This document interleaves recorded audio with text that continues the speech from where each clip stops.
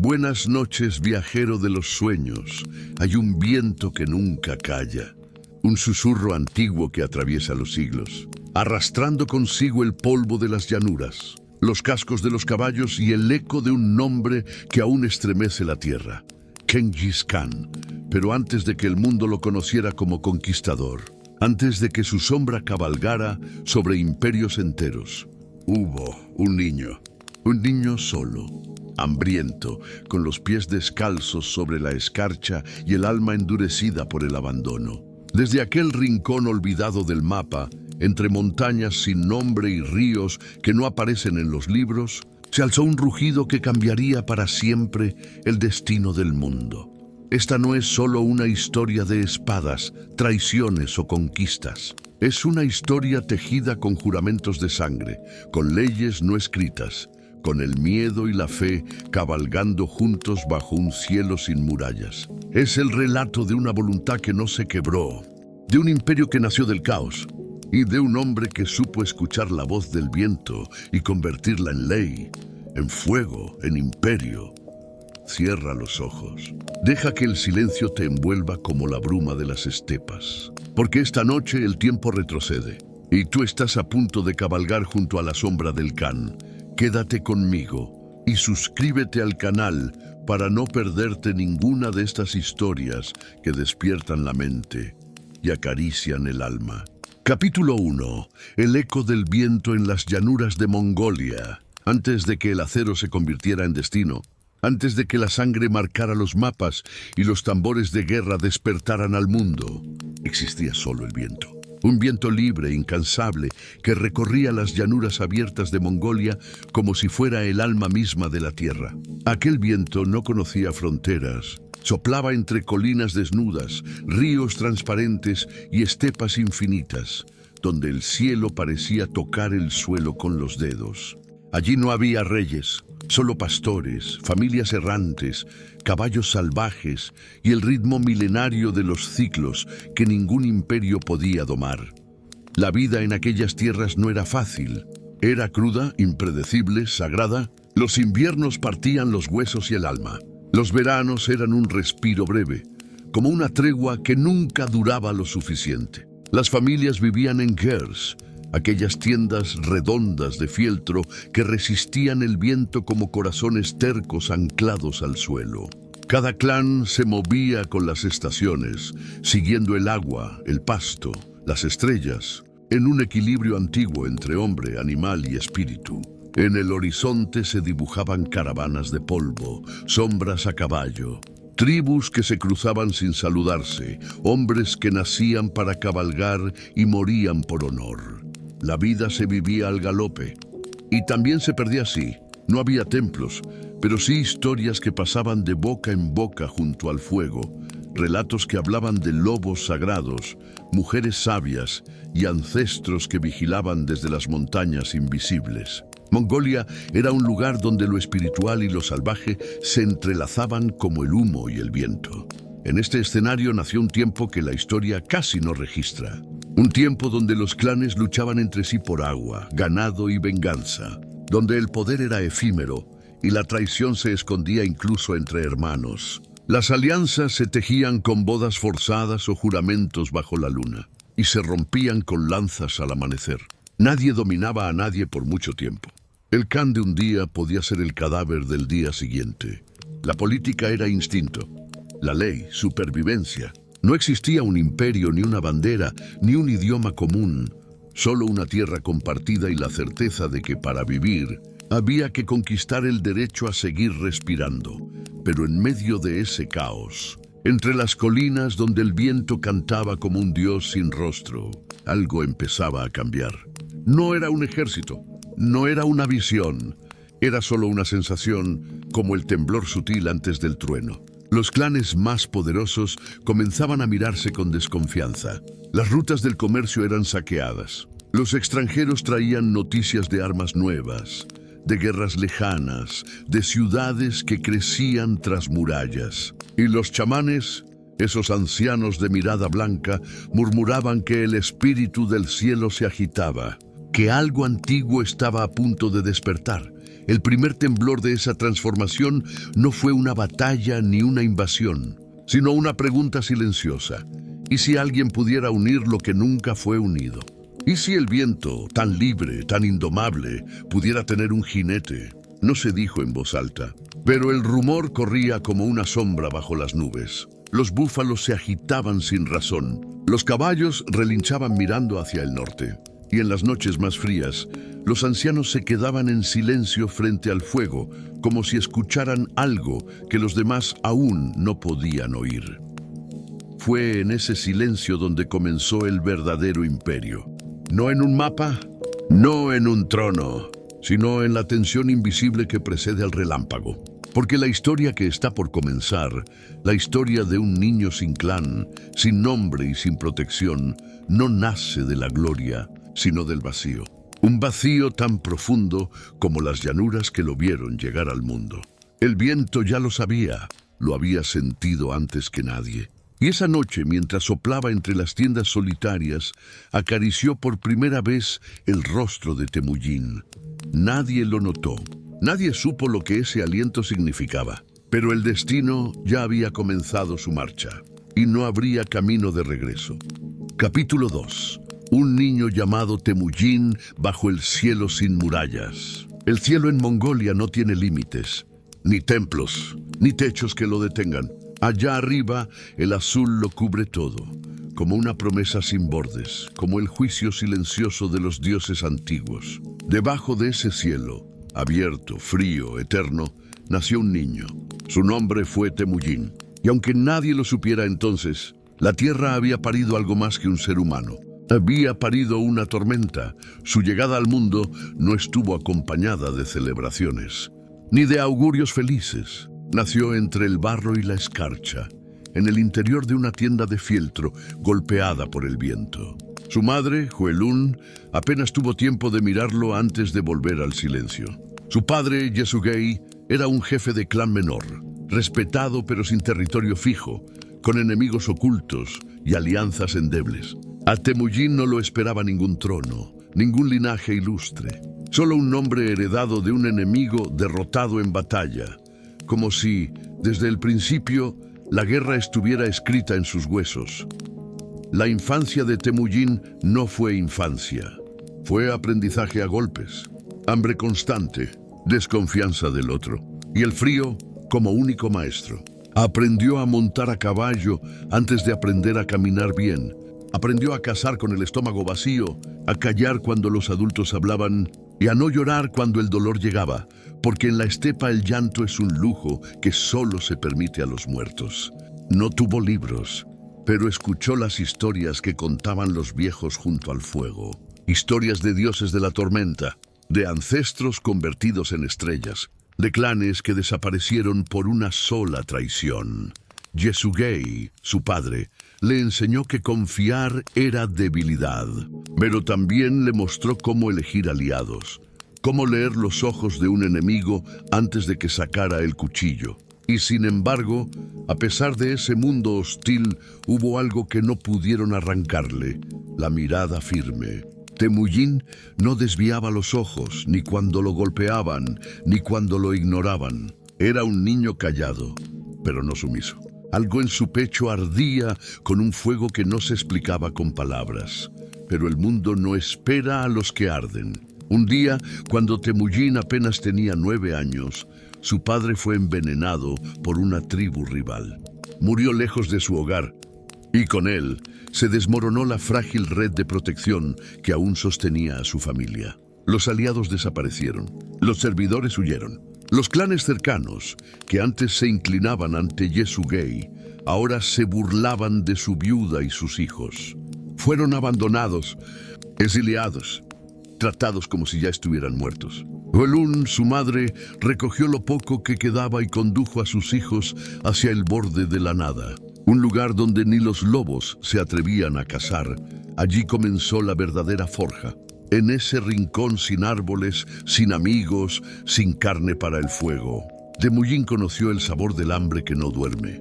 Aprendió a pescar con manos entumecidas, a robar raíces ocultas bajo la nieve, a proteger a sus hermanos con más rabia que ternura. Y fue ahí, en la completa intemperie, donde desarrolló su código. Nadie ayuda por piedad, pero tampoco se olvida una traición. No lo gritó, no lo escribió, lo vivió, lo talló en su memoria y lo convirtió en su ley. Los años pasaron y Temujin no murió. Contra toda lógica, creció. No más alto que los demás, no más fuerte, pero sí más atento. Observaba como un halcón desde la sombra, memorizaba los nombres de los clanes, los rostros de los traidores, las rutas que nadie enseñaba.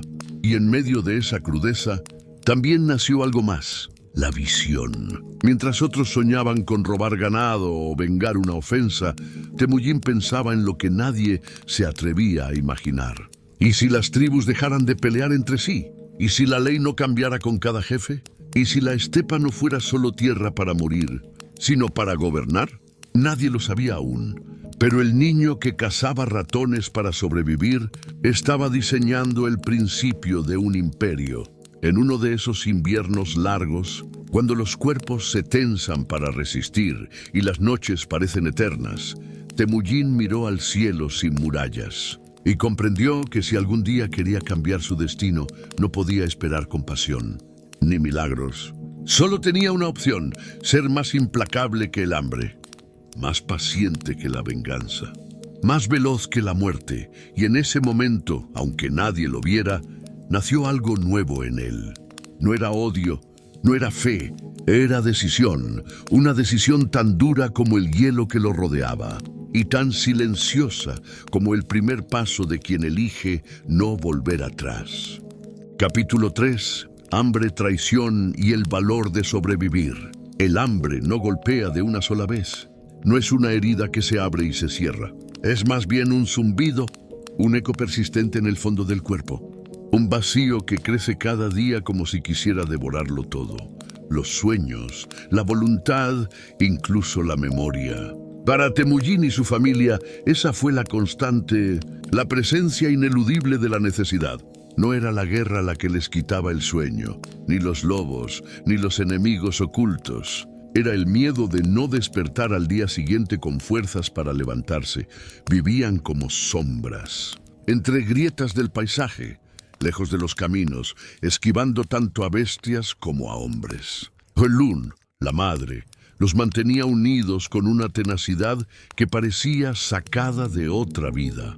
Criaba a sus hijos con un amor que dolía, porque sabía que la ternura los haría débiles, pero la indiferencia los mataría.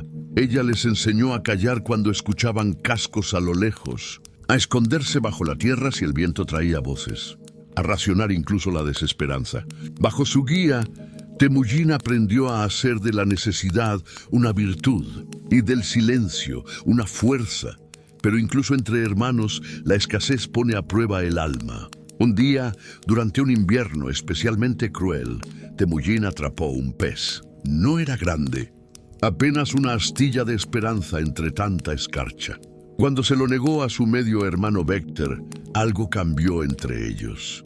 Ya no eran solo hijos de un padre muerto. Eran rivales, rivales por la comida, por el liderazgo, por el lugar junto al fuego. El conflicto no tardó en escalar, y Temujin tomó una decisión irreversible. Con la ayuda de su hermano menor Khazar, asesinó a Vector. Lo mató con sus propias manos. No por odio, sino por supervivencia. No fue un crimen para él, fue una advertencia al mundo. Nadie que amenace su destino vivirá para contarlo. Aquel acto dividió para siempre su infancia. Ya no era solo un niño abandonado, ahora era un paria entre los parias. La culpa lo siguió como un espectro, pero no lo detuvo. Porque en las estepas, la moral es un lujo, y Temujin lo entendió demasiado pronto. A veces, para mantener vivo el fuego, hay que apagar otras luces. Los años siguientes fueron una danza constante entre la invisibilidad y la audacia. Robaban comida de campamentos lejanos, negociaban con cazadores, domesticaban caballos salvajes en las noches sin luna. Cada paso que daban era una declaración de guerra contra el olvido.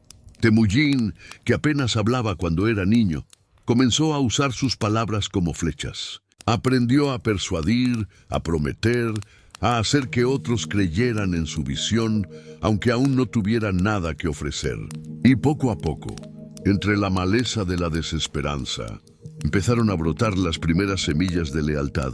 Un antiguo aliado de su padre, un jefe llamado Togrul, también conocido como el Khan de los Quereitas, lo recibió cuando Temujin se atrevió a buscarlo. Era una apuesta arriesgada, pero la necesidad lo obligaba a intentarlo todo. Togrul no lo mató, lo escuchó, y aunque no le ofreció tierras ni ejércitos, le dio algo mucho más valioso: reconocimiento. Lo llamó por su nombre, lo trató como igual, y eso, para un joven forjado por el frío, fue más que oro. Con ese pequeño gesto, Temujin comprendió que el poder no empieza con la fuerza, sino con el respeto, y que el respeto puede ser más temido que el filo de una espada, pero así como algunos lo reconocían, otros lo querían ver desaparecer. Uno de ellos era su antiguo amigo Yamuka. Ambos habían crecido juntos, compartido leche de yegua, jurado hermandad bajo el mismo cielo, pero ahora sus caminos comenzaban a separarse. Yamuka era noble, tenía linaje, y muchos lo veían como el heredero natural del liderazgo tribal. Temujin, en cambio, era el forastero con cicatrices, el lobo sin manada. Las tensiones no estallaron aún, pero el viento ya traía consigo la promesa de una guerra entre hermanos. Y mientras esa tormenta se gestaba en silencio, Temujin se dedicó a lo que mejor sabía hacer: sobrevivir. No como los demás, sino con una estrategia nueva. En lugar de formar un clan cerrado, comenzó a reunir seguidores de distintos orígenes: pastores, antiguos esclavos, hijos renegados de otras tribus. No importaba su sangre, importaba su lealtad. Les ofrecía algo que nadie más les daba: una causa, una promesa, un lugar en algo que aún no existía, pero que él ya podía ver con claridad en su mente. Ese fue su verdadero inicio. No la venganza, no el asesinato de su hermano, no la muerte de su padre, sino esta idea: que en un mundo roto por traiciones todavía era posible construir algo que durara. No con pactos de conveniencia, sino con fidelidad real. Y ese tipo de lealtad, aprendió Temujin, no se compra, se gana con sangre, con verdad. Y con la voluntad de no rendirse jamás. El hambre lo había moldeado, la traición lo había endurecido. Pero lo que lo mantenía en pie era otra cosa, algo que aún no tenía nombre, pero que muy pronto se convertiría en una ley. Capítulo 4. La alianza con sangre y la ley del arco. El poder no se hereda, se conquista. Y Temujin, que había crecido sin linaje, sin tierras y sin un apellido respetado, entendió que si quería un lugar en el mundo, debía construirlo desde las raíces. Pero no con la piedra del miedo, como hacían los demás, sino con una lealtad tan firme que ni el viento pudiera romperla. Por eso, cuando empezó a reunir hombres, no preguntó de qué clan venían, ni de qué sangre descendían, solo si estaban dispuestos a seguirlo hasta donde nadie más se atreviera. Los primeros fueron pastores sin futuro, guerreros sin dueño, jóvenes que habían sido traicionados por sus propios jefes, viudas que huían de la violencia, hijos adoptivos del desorden. Nadie creía en ellos, pero él sí, porque Temujin sabía que el verdadero valor no está en el apellido, sino en lo que uno está dispuesto a hacer por los que tiene al lado. Y así, poco a poco, su campamento se fue llenando de rostros nuevos, de historias rotas, de futuros por construir. Pero toda unión necesita una ley, y toda ley un símbolo. Temujin no levantó banderas, no erigió templos, pero estableció algo aún más poderoso: una promesa compartida. No habría privilegios por nacimiento, no habría castigos sin juicio. El botín de guerra se repartiría de forma justa, y la traición sería castigada con la muerte, sin importar el rango. Eso no era común en las estepas, era radical, casi impensable. Pero en un mundo gobernado por clanes que actuaban como lobos hambrientos, Temujin ofrecía otra cosa: orden. Y ese orden empezaba con un gesto tan simple como profundo. Cuando sus hombres cabalgaban, él no lo hacía adelante, sino entre ellos. Cuando comían, lo hacía con los últimos. Cuando dormían, compartía el frío. Y por eso, no por el miedo, lo seguían. Una noche, bajo la luna llena, Temujin selló una alianza con Toghrul, el Khan de los Kereitas. Fue un pacto entre un joven sin tierras y un líder en declive. Pero esa noche no fue ordinaria. Frente al fuego ofrecieron regalos, compartieron leche de yegua y juraron fidelidad como padre e hijo. Para Temujin, aquello era más que un trato. Era una puerta abierta. Y para Toghrul, una oportunidad de resurgir. Ambos sabían que necesitarían al otro, porque en las sombras, enemigos antiguos comenzaban a moverse. Entre ellos, Yamuka, el antiguo amigo de infancia de Temujin, se alzaba con cada vez más fuerza. Era carismático, astuto, respetado, y su visión del mundo era la de siempre.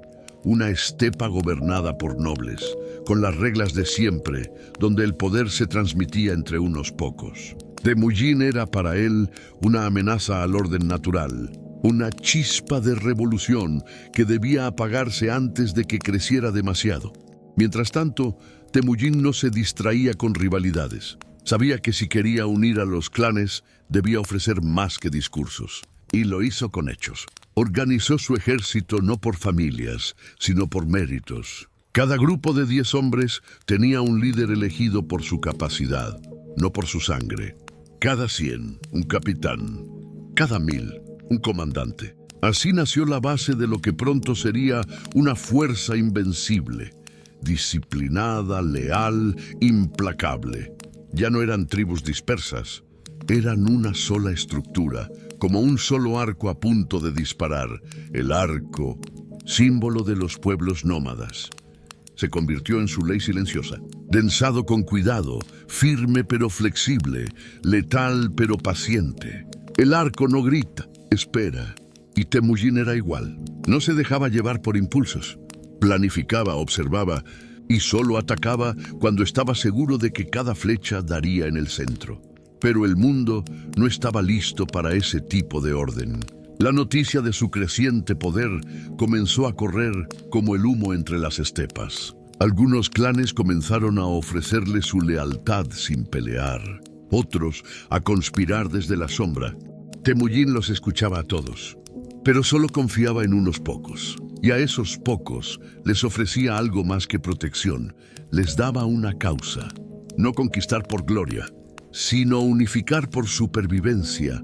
En uno de esos pactos, su destino se cruzó con Berthe, una joven que se convertiría en su esposa. Y en su ancla, la unión no fue solo política, fue íntima, firme, simbólica. Berthe no solo compartió su lecho, compartió su visión. Y cuando la tragedia la tocó, cuando fue secuestrada por enemigos para humillar a Temujin, él no dudó. Organizó un rescate con la furia de quien no negocia con la injusticia. Y la recuperó. Esa victoria no solo selló su amor, también su poder.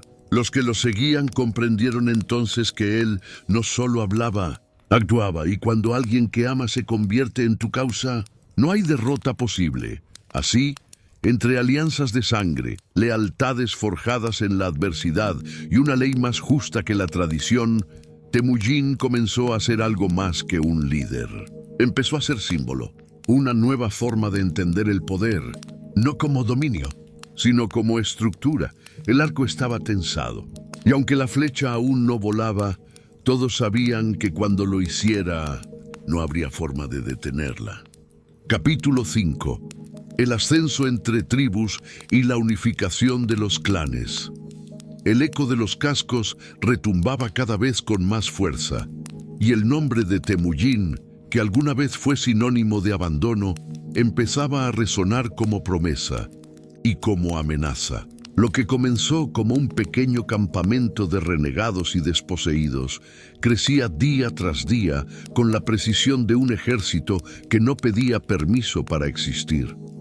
Temujin no construía un imperio desde el poder heredado, sino desde el hambre compartida, el respeto ganado y una justicia que no distinguía entre nobleza y necesidad. En un mundo donde las traiciones eran moneda corriente, él ofrecía estructura. En un mundo donde el poder era herencia, él lo convertía en mérito. Y mientras los jefes tradicionales se sentaban en sus tiendas a recordar glorias pasadas, él cabalgaba con sus hombres, organizaba milicias, escuchaba al último de los suyos como si fuera el primero.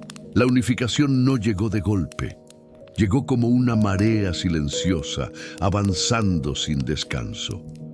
Cada clan que se sumaba era recibido sin humillación, pero también sin privilegios. Se acababa la idea de que algunos nacían para mandar y otros para obedecer. En la estructura de Temujin, todos cabalgaban bajo el mismo cielo, todos comían del mismo fuego, todos respondían ante la misma ley.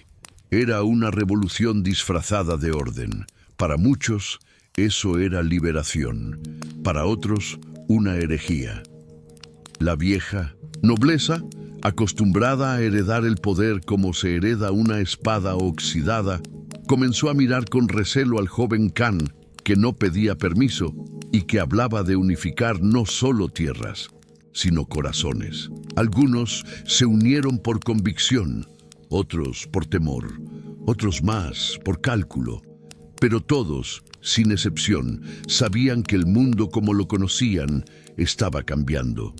Las batallas fueron inevitables. Los clanes que se resistían a esta nueva visión fueron enfrentados con estrategia quirúrgica. Temujin no buscaba gloria ni sangre derramada por capricho. Cada enfrentamiento era un mensaje.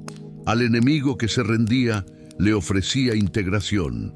Al que mentía en la rendición, le daba el castigo inmediato.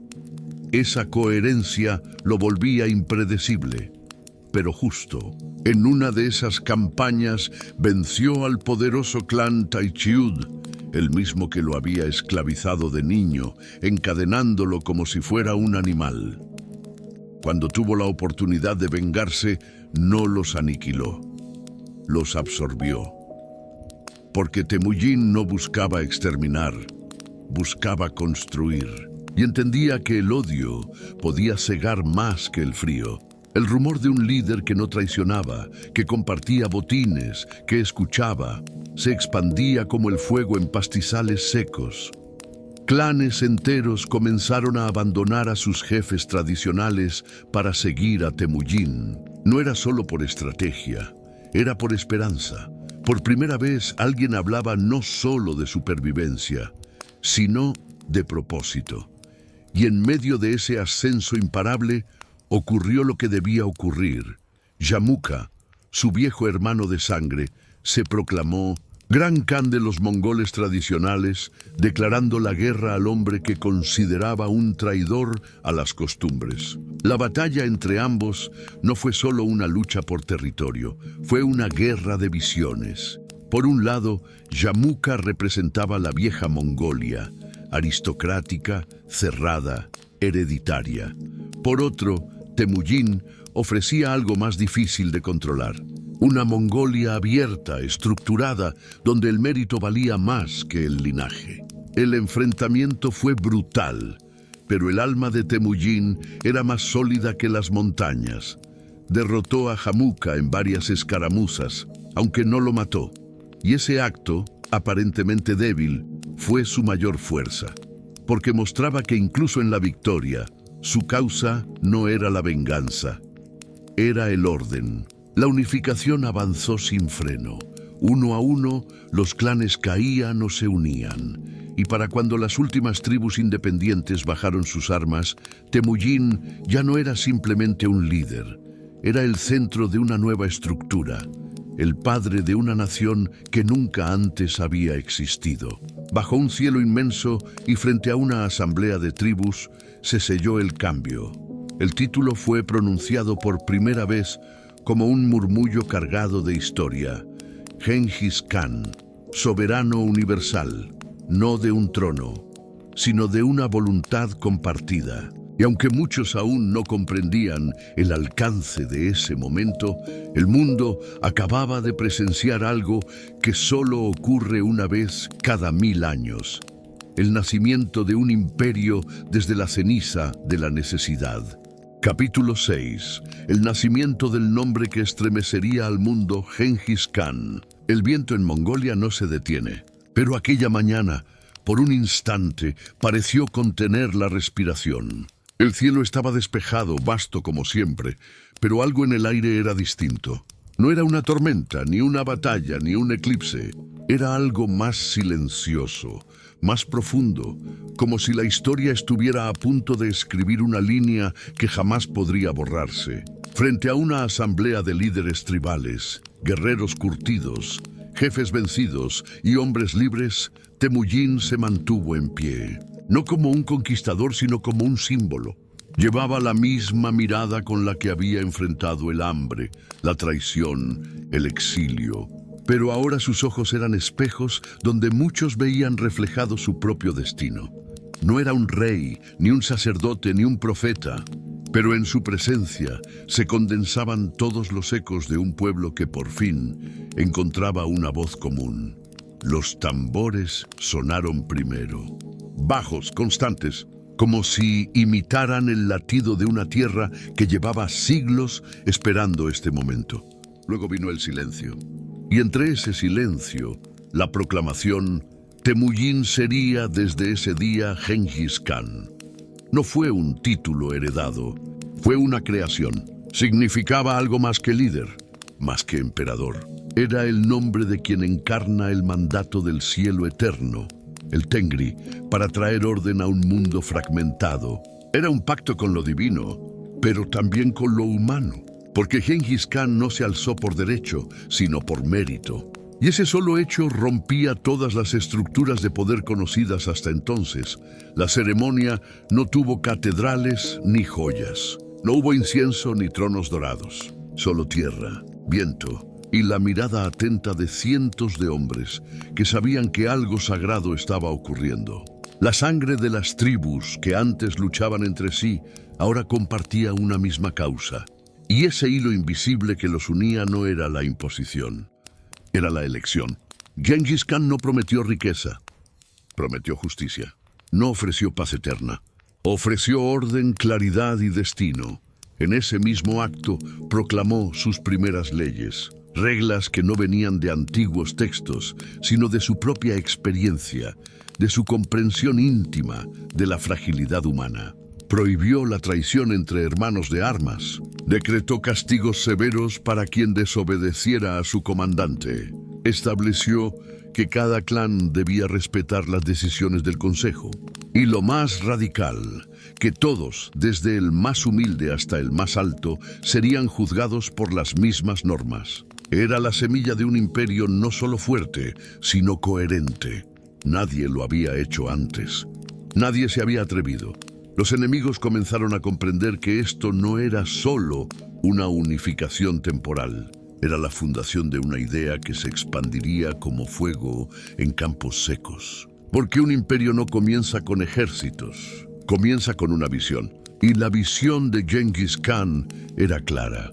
Un mundo donde los pueblos no se devoraran entre sí, sino que respondieran a un orden más grande que ellos. Un mundo donde las promesas tuvieran peso y donde la palabra dada fuera más sagrada que la sangre.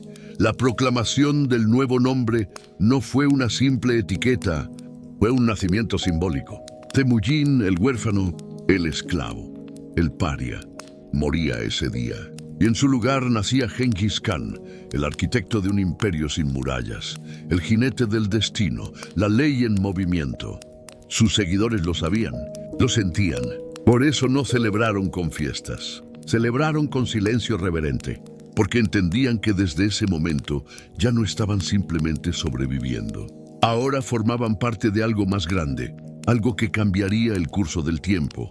Y así, bajo el mismo cielo que lo vio nacer en el abandono, Gengis Khan levantó su rostro hacia las nubes. Y por un segundo, pareció que incluso el viento se inclinaba ante él.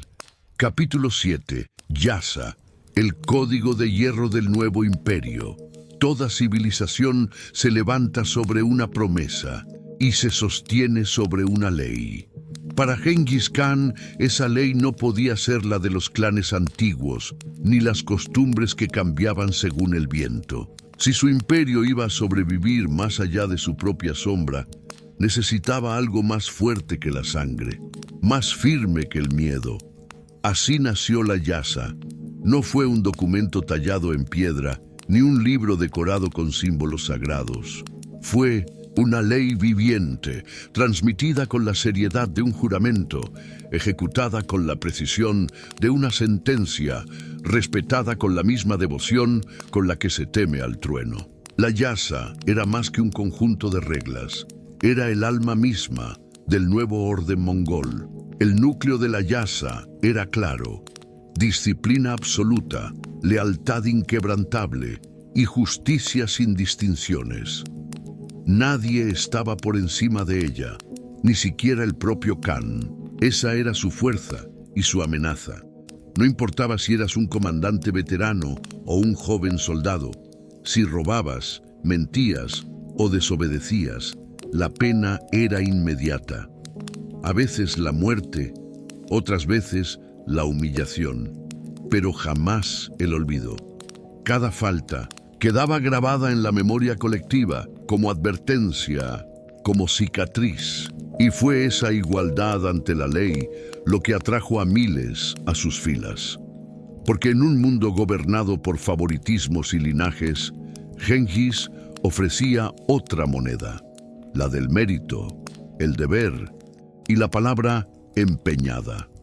La Yasa regulaba todo, desde el reparto del botín hasta los métodos de caza, desde el trato entre compañeros hasta los castigos por traición, desde el espionaje hasta la gestión del agua en los campamentos. Nada quedaba al azar. Incluso el modo de comer tenía reglas. No se podía ensuciar el agua de un río, ni robar la comida del otro, ni reírse durante un juicio. La vida del guerrero mongol estaba contenida dentro de ese marco invisible que los mantenía unidos incluso cuando se esparcían por miles de kilómetros. Era como un hilo de acero que conectaba a todos, sin importar dónde estuvieran. La ley no era negociable, pero era justa. Y esa justicia era su mayor poder. Cuando una tribu se unía al imperio, no era destruida. Se le ofrecía la posibilidad de integrarse, de vivir bajo la Yasa, de ser parte del engranaje. Y si aceptaban, su gente tenía derechos. Sí combatían, sí obedecían, pero también recibían protección, alimento, estructura. Genghis no era un tirano que gobernaba desde el miedo, era un estratega que gobernaba desde la claridad, porque entendía algo que pocos sabían. El terror puede conquistar, pero solo la justicia puede sostener. La palabra Yasa comenzó a circular por todas partes como un murmullo grave. Para los enemigos era símbolo de dureza implacable. Para los aliados era una promesa. Y para los traidores era una sentencia escrita antes de que siquiera hablaran. No había espacio para medias tintas. Cuando dos hombres discutían, no se resolvía con gritos. Se llamaba a un juez. Se invocaba la Yasa. Y la palabra del juez tenía más peso que la de un anciano, que la de un guerrero, que la de un Khan. Porque no se trataba de quién eras, sino de qué hacías. Incluso en el campo de batalla, la Yasa marcaba el ritmo. Cada unidad tenía su función exacta, cada señal tenía su significado, cada castigo era ejecutado sin temblar. Si un soldado desertaba, el castigo no caía solo sobre él, sino también sobre los 10 que lo rodeaban. Porque el imperio no era una suma de individuos, era un cuerpo. Y si una parte fallaba, todas sufrían. Esa brutalidad solidaria no era crueldad, era método. Un método que había nacido no de los libros, sino de la intemperie, de la escasez, de la traición que Temujin había conocido desde niño. El código también prohibía la nobleza injustificada. Nadie podía llamarse superior por nacimiento. Para ascender había que demostrarlo, no una vez, sino siempre. Por eso los hombres confiaban en sus comandantes. porque sabían que no estaban allí por favores, sino por méritos comprobados. El respeto se ganaba, no se heredaba. Y en 1900, esa lógica simple pero poderosa, Genghis construyó la columna vertebral de su imperio. Con el tiempo, otras culturas intentarían imitar este modelo, pero ninguna lo comprendería del todo. Porque la yasa no era solo ley escrita, era ley vivida, era el recuerdo del abandono, convertido en orden, la traición, transformada en estructura, el caos, disciplinado con la firmeza de quien ha visto demasiado, y por eso, cuando las caravanas cruzaban las rutas sin temor a ladrones, cuando tribus enemigas convivían bajo la misma bandera, cuando la muerte llegaba por justicia y no por capricho, todos sabían que no era magia. Era la Yasa Puntaxum, ir mientras el mundo aún se preguntaba cómo un hombre sin castillos, sin templos y sin nobleza podía construir un imperio. La respuesta cabalgaba silenciosa entre ellos, grabada no en piedra, sino en la conducta de cada uno de sus hombres. Capítulo 8. El rugido del ejército que no conocía el descanso. No todos los imperios comienzan con una batalla. Algunos comienzan con una marcha implacable, silenciosa al principio, como si el suelo apenas advirtiera que algo se aproxima. Pero cuando ese ejército aparece en el horizonte, no deja nada igual. Bajo el mando de Genghis Khan, los mongoles no eran simples guerreros. Eran una tormenta organizada, un vendaval con estructura, una fuerza que no descansaba. Porque descansar era exponerse a la caída. No necesitaban fortalezas, ni muros, ni castillos. Su hogar era la estepa, su templo, el caballo, su oración, la disciplina. Y cuando galopaban juntos, el mundo temblaba. El ejército mongol fue, en su tiempo, el más ágil, el más letal, el más imposible de anticipar. No se movía como los ejércitos tradicionales. No arrastraba carretas lentas ni se atascaba en caminos empedrados. Se deslizaba por la tierra como una sombra múltiple. Vivía de lo que encontraba, leía el terreno con la precisión de un cazador y ejecutaba sus planes con la paciencia de un sabio. Cada unidad sabía exactamente qué hacer, cómo responder, cuándo atacar y cuándo fingir retirada para emboscar.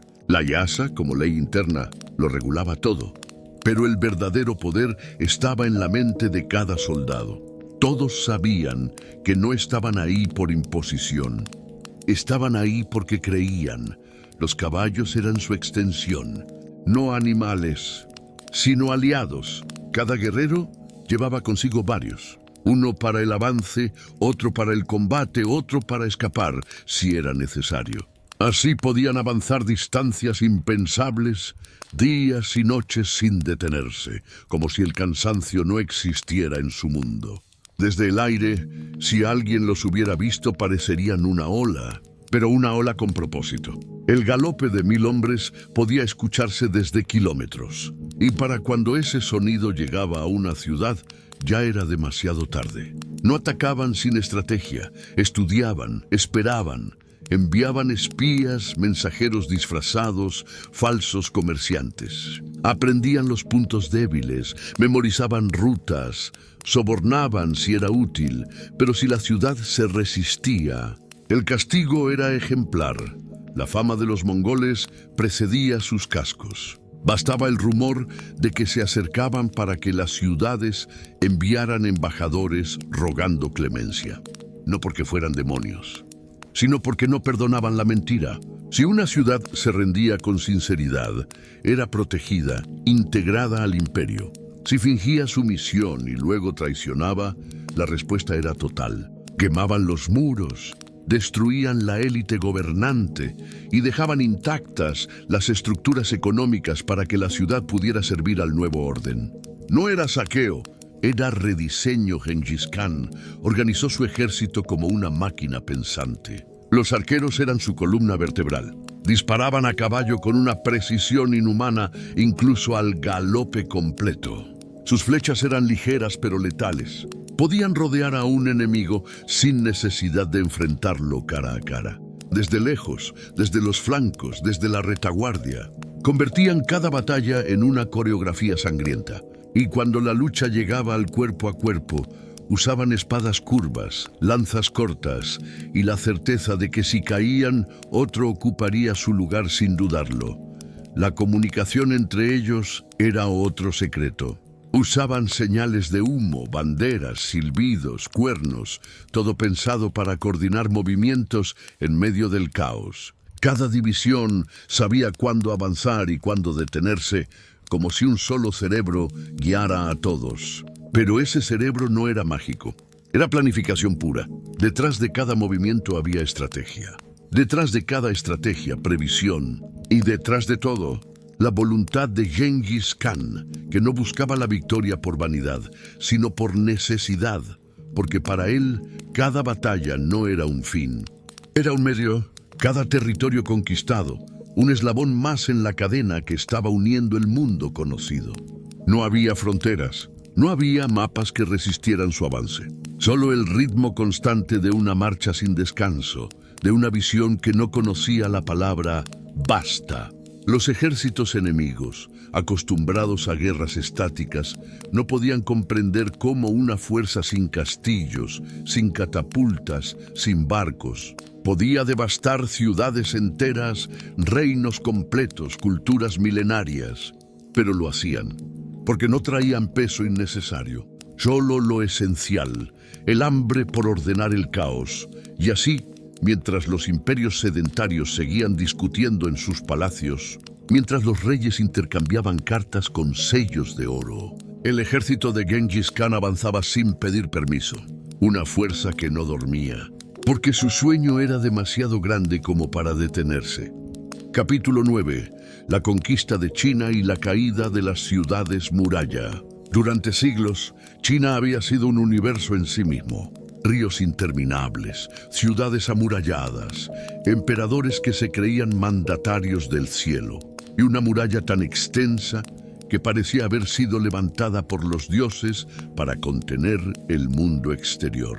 Desde las llanuras del norte aquel coloso parecía intocable, un rompecabezas de fortalezas, palacios, estrategias y tradiciones. Nadie imaginaba que una fuerza venida del frío, del polvo, de la intemperie, podría cruzar ese umbral, pero Gengis Khan no veía murallas, veía oportunidades. Para él, una ciudad no era más que una fortaleza con una debilidad aún no descubierta. Y China, con todos sus secretos, ya era parte de su mapa mental. El imperio Jin, que dominaba el norte de China, no era débil. Tenía ejércitos bien armados, recursos abundantes y ciudades fortificadas como Chengdu, la actual Pekín. Pero también tenía algo más peligroso: confianza excesiva. Acostumbrados a resistir a invasores torpes, nunca imaginaron que los nómadas tendrían algo más que caballos y flechas. Lo que no sabían era que Gengis Khan había aprendido a leer la estructura de sus enemigos como si fueran pergaminos abiertos. Antes de atacar, envió emisarios, no para negociar, sino para observar. Tomó nota de los puntos de entrada, del tiempo que tardaban los refuerzos, de los errores humanos detrás de cada muro. La guerra no comenzó con espadas, comenzó con observación, y luego vino la tormenta. Los mongoles no atacaron de inmediato las grandes ciudades. Primero rodearon pueblos más pequeños. ¿Los sitiaron? Los estudiaron. Aprendieron a usar catapultas, a construir torres de asedio, incluso a canalizar ríos para inundar fortificaciones. Absorbieron conocimientos de ingenieros capturados y los integraron a su maquinaria militar. Cada victoria era una lección, y cada lección una mejora. Cuando finalmente marcharon sobre Chengdu, lo hicieron con la precisión de un cirujano. Cortaron rutas de abastecimiento, bloquearon entradas, infiltraron espías, destruyeron pozos, hasta que la ciudad empezó a crujir desde dentro. El sitio fue largo, cruel, despiadado, pero no porque Gengis Khan disfrutara de la destrucción, sino porque entendía que las ciudades no caen por fuera, sino por dentro. La toma de Chengdu fue un mensaje para toda China. Las murallas, por más gruesas que fueran, no podían detener a una idea en movimiento. Y los gobernantes Jin lo entendieron tarde. Algunos intentaron resistir, otros pactar, otros huir. Pero todos sabían que el orden que habían conocido estaba terminando. En diferencia de otros conquistadores, Genghis no buscaba aniquilar la cultura, la absorbía. Permitía que los burócratas siguieran trabajando, que las estructuras administrativas permanecieran, que el comercio siguiera fluyendo, pero todo bajo su vigilancia. Los templos no eran profanados si no ofrecían resistencia. Las bibliotecas eran respetadas si no escondían planes secretos. No era un bárbaro sin causa, era un arquitecto de realidades nuevas. El pueblo chino, acostumbrado a siglos de dinastías internas, descubrió algo distinto en los mongoles. No pedían reverencias exageradas, no exigían cambiar dioses. Solo una cosa, obediencia clara y tributo justo. En muchos casos, la estabilidad que ofrecían era incluso mayor que la que habían tenido bajo los Jin, pero donde encontraban traición, respondían con fuego. Genghis Khan no atacaba por impulso, pero cuando lo hacía, arrasaba con precisión quirúrgica. La brutalidad no era su norma, era su advertencia. Con la caída de las ciudades muralla también cayó un mito, el de que la civilización más antigua del mundo era invulnerable. Ahora, el norte de China estaba bajo control mongol. Las rutas comerciales comenzaron a transformarse. Los impuestos eran recolectados por jinetes que hablaban otros idiomas. Y en las noches, el silencio de los palacios caídos era interrumpido solo por el galope de vigilantes que no necesitaban descanso. La conquista de China no fue solo un triunfo militar, fue la prueba de que el imperio mongol no tenía límites, que no importaba lo compleja que fuera una civilización. Si era rígida, si era soberbia, si no escuchaba al viento, acabaría cayendo. Porque Genghis Khan no conquistaba con armas solamente, conquistaba con visión, con organización, con una convicción que quemaba más que el fuego. Mientras el mundo entero trataba de comprender cómo un pueblo sin ciudades podía doblegar a las ciudades más protegidas del mundo, él ya pensaba en el siguiente paso, porque lo que venía sería aún más audaz. Capítulo 10. El imperio de los caballos frente al imperio de la seda. Había algo casi poético en el contraste. Mientras las ciudades chinas tejían seda con hilos de delicadeza infinita, los mongoles trenzaban cuero con la prisa de la supervivencia. Mientras los burócratas escribían informes sobre rituales, los jinetes se comunicaban con gestos, señales o simples silencios. Dos formas de entender el mundo, tan diferentes que parecían pertenecer a especies distintas. Pero cuando los caballos del norte llegaron a las puertas de la civilización más refinada de Asia, quedó claro que no había suavidad que pudiera resistir una decisión afilada. Genghis Khan no despreciaba la seda, pero no se dejaba envolver por ella. El imperio Jin, con todo su esplendor, había caído. Pero lo que quedaba hacia el sur no era menor. La dinastía Song, herederos de una China aún más sofisticada, rica y enredada en sus propias reglas. El comercio fluía por los ríos como sangre tibia. Las ciudades brillaban de noche como constelaciones puestas sobre la tierra. Los mercados ofrecían perfumes, especias, libros, música, pero bajo esa belleza se escondía una fragilidad profunda. Una red de normas tan complejas que cualquier sacudida podía romperlas. Y eso fue exactamente lo que Genghis Khan percibió. Donde muchos veían riqueza, él veía puntos débiles. Donde otros veían estabilidad, él olía el estancamiento. No era solo conquista, era enfrentamiento de visiones. El imperio de los caballos contra el imperio de la seda. Uno movido por la movilidad, la lealtad directa, el mérito, la simplicidad. El otro atrapado en jerarquías rígidas, formalismos eternos y una élite que había olvidado el olor de la tierra. Cuando los enviados mongoles llegaron a los Song para negociar rutas comerciales y pactos de no agresión, fueron recibidos con cortesía, pero también con condescendencia. Los diplomáticos del sur aún pensaban que esos hombres de mirada dura y piel quemada eran bárbaros a domar. No sabían que ya estaban siendo leídos, medidos y apuntados. Gengis Khan no atacó de inmediato, observó. Envió caravanas, analizó rutas, estudió la lógica interna de la burocracia Song. Mientras los generales de sus enemigos se sentaban en banquetes, él hablaba con espías disfrazados de mercaderes. Y cuando finalmente decidió moverse, no fue para arrasar de golpe, sino para avanzar como una marea que sube sin que nadie lo note hasta que ya cubre los tobillos, el pecho, la boca. Pero lo más asombroso no fue la conquista militar. Fue la forma en que supo usar la seda como aliada, porque Gengis no era ajeno al valor de lo ajeno. No rechazaba el conocimiento extranjero, lo absorbía, lo doblaba, lo hacía suyo. Comenzó a integrar ingenieros chinos, traductores, estrategas y comerciantes dentro de su estructura. Entendía que la riqueza no estaba solo en el oro, sino en la habilidad de aprender. Por eso, mientras destruía estructuras obsoletas, también abría rutas nuevas. La seda, el té, la porcelana, todo empezó a moverse bajo su supervisión. No porque quisiera convertirse en emperador oriental, sino porque sabía que el poder real se sostiene sobre tres pilares: el respeto, el control y la circulación. Los comerciantes mongoles ya no eran vistos como bárbaros. Ahora eran reguladores, autoridades, intermediarios inevitables. Y los mandarines que antes los desestimaban, ahora aprendían a saludarlos con cautela. El imperio de los caballos había aprendido a cabalgar también sobre caravanas. Y en ese proceso transformó las rutas comerciales de Asia en una red bajo una sola lógica: la eficiencia. Ya no era cuestión de quién tenía la ciudad más antigua, sino de quién podía conectar mejor las ciudades del mundo. Pero la seda, por más delicada que sea, no es tonta. Comenzó a adaptarse.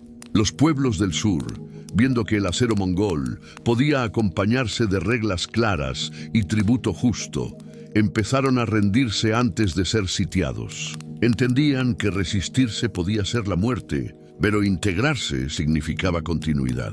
Así, lo que parecía una guerra frontal se convirtió en una transformación silenciosa. Las caravanas ahora llevaban productos, sí, pero también leyes, mensajeros, nuevas costumbres. Y donde antes ondeaban banderas locales, ahora circulaban decretos en nombre de un solo poder.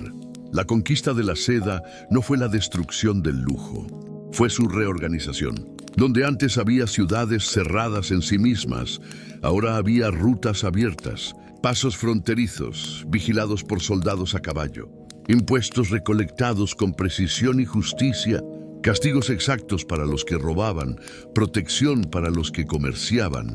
El mundo ya no era una suma de imperios fragmentados, era un tejido. Y aunque muchos aún no lo sabían, la seda ya no era china solamente, era mongola también. Y mientras el sur aún debatía si resistir o pactar, Gengis Khan ya pensaba en el oeste, porque si su imperio podía atravesar bosques, montañas y ríos, también podía cruzar desiertos y tocar las puertas de civilizaciones que ni siquiera sabían pronunciar su nombre. Capítulo 11.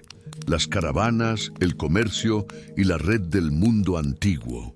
Hubo un tiempo en que los caminos eran amenazas. Senderos llenos de bandidos, rutas inciertas, pasos entre montañas, donde el eco del miedo viajaba más rápido que las mulas cargadas de mercancía. El comercio, en gran parte del mundo antiguo, era una empresa arriesgada, valiente y muchas veces suicida. Pero todo eso cambió con la llegada del Imperio Mongol. Porque allí donde otros veían fronteras, Gengis Khan veía puentes. Donde otros veían obstáculos, él abría rutas.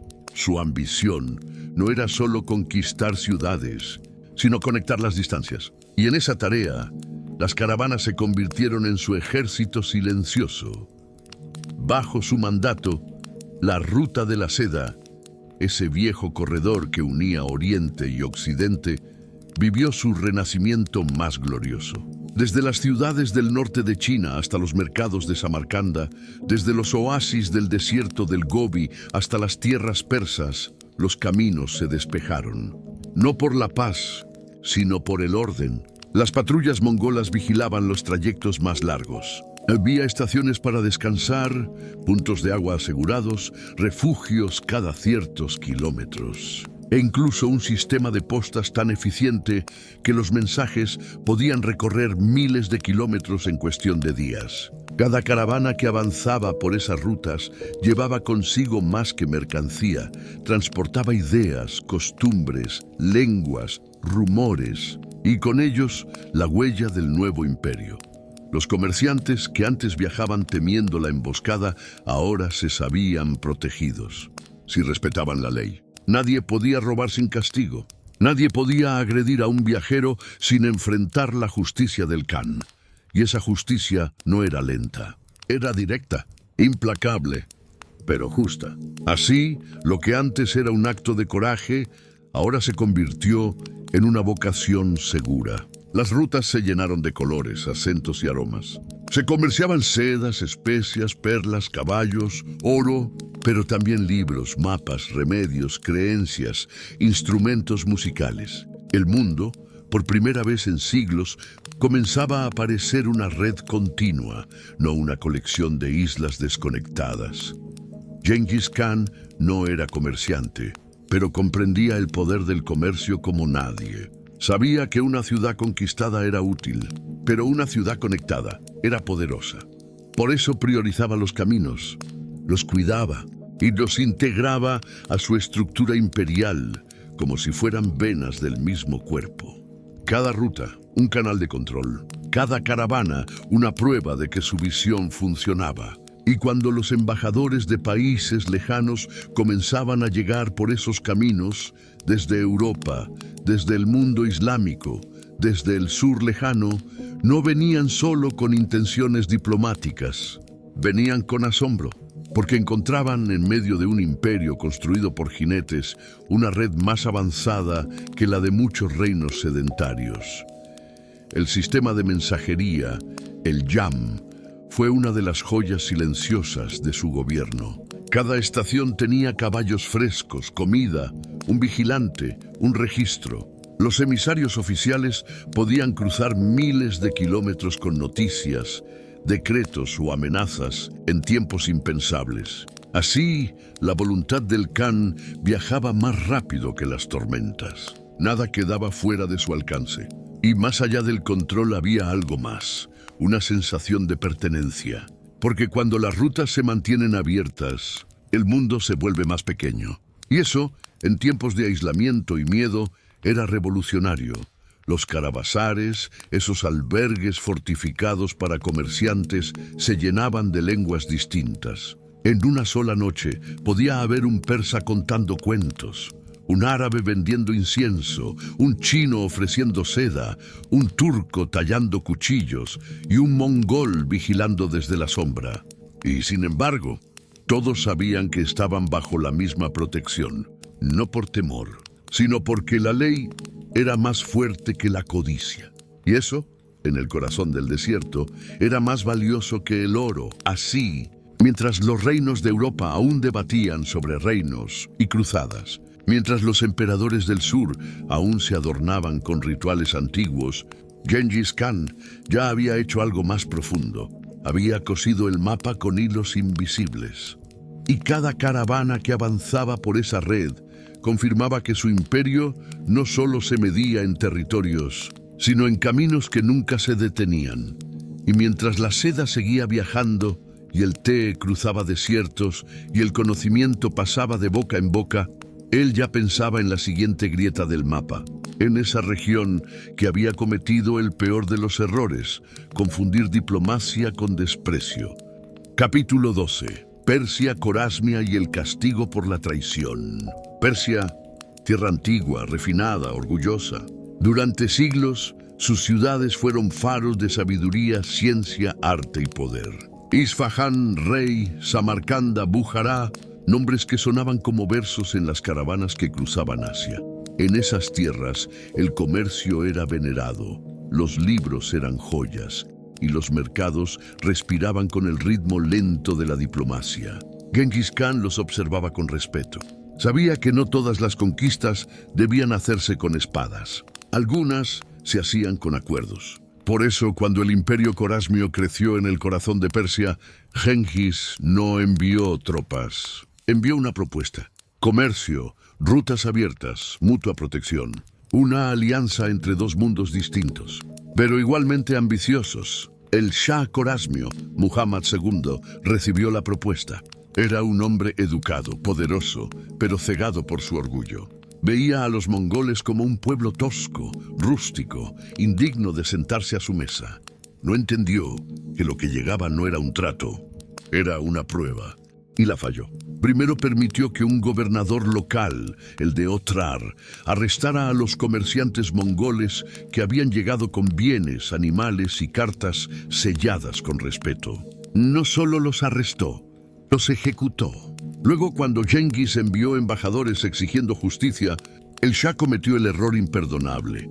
Hizo decapitar a uno y envió a los otros desfigurados como respuesta. Fue entonces cuando el Khan, que rara vez perdía el control, cayó. Y ese silencio fue más aterrador que 1000 gritos, porque quien destruye la confianza ya no puede negociar, y quien desprecia la mano tendida se expone a perder la cabeza. Genghis reunió a su ejército, no para invadir Persia, sino para borrarla. Ya no era una campaña militar, era una sentencia, una demostración de lo que ocurre cuando se rompe la palabra. Con más de 200.000 hombres, organizados con una precisión quirúrgica, cruzó desiertos, montañas y ríos sin anunciar su llegada. El viento llegó primero, y luego el fuego. La ciudad de Otrar fue la primera en arder. No quedó piedra sin revisar. Su gobernador fue capturado, ejecutado con la misma lentitud con la que había destruido la paz. Bujará, una joya intelectual, cayó después. Genghis Khan entró en la ciudad y, según cuentan las crónicas, habló desde la gran mezquita no como un conquistador, sino como quien impone orden sobre el desorden. No vino a destruir la fe, vino a castigar la mentira. Y con cada ciudad que resistía, el mensaje era más claro: no hay venganza, hay consecuencia. Samarcanda, con sus altas murallas, intentó resistir, pero ni los mejores muros pueden proteger cuando el interior está podrido por la arrogancia. Genghis no solo la conquistó, se llevó a sus mejores artesanos, a sus sabios, a sus constructores. No como botín, sino como semillas para el imperio. Lo que no servía era arrasado. No por rabia, sino por método. La brutalidad no era impulso, era estructura. Las ciudades que se rendían eran perdonadas. Las que traicionaban, convertidas en ceniza. El Shah, que había iniciado todo, huyó. Cruzó desiertos, cambió de nombre, se ocultó en islas y fortalezas. Pero el miedo lo acompañó hasta su muerte, solo, exiliado, humillado. Y con él, su imperio desapareció del mapa. Persia, esa civilización tan antigua como el tiempo, fue reconfigurada por el galope de un pueblo que nunca había pedido permiso. Las rutas cambiaron, las ciudades también, pero sobre todo cambió el mensaje. En el mundo mongol, la traición tiene un precio, y no se paga con oro. A partir de entonces, los emisarios mongoles eran tratados con un respeto casi sagrado. No por diplomacia, sino por temor. Y el mundo entendió que si Genghis Khan ofrecía paz, era mejor aceptarla. Porque detrás de esa paz había una voluntad más fuerte que el acero. Una voluntad que ya no buscaba simplemente conquistar, sino redibujar los límites de lo posible. Capítulo 13. Estrategia, espías y la guerra como arte silencioso. La mayoría de los imperios se construyen con muros y espadas. Pero los de verdad, los que perduran más allá de la vida de sus fundadores, se tejen en la sombra. Entre susurros, mapas, señales, decisiones que nadie ve, pero que lo cambian todo. Genghis Khan lo sabía desde mucho antes de ser llamado Khan. Aprendió que la guerra no se gana con gritos, sino con previsión.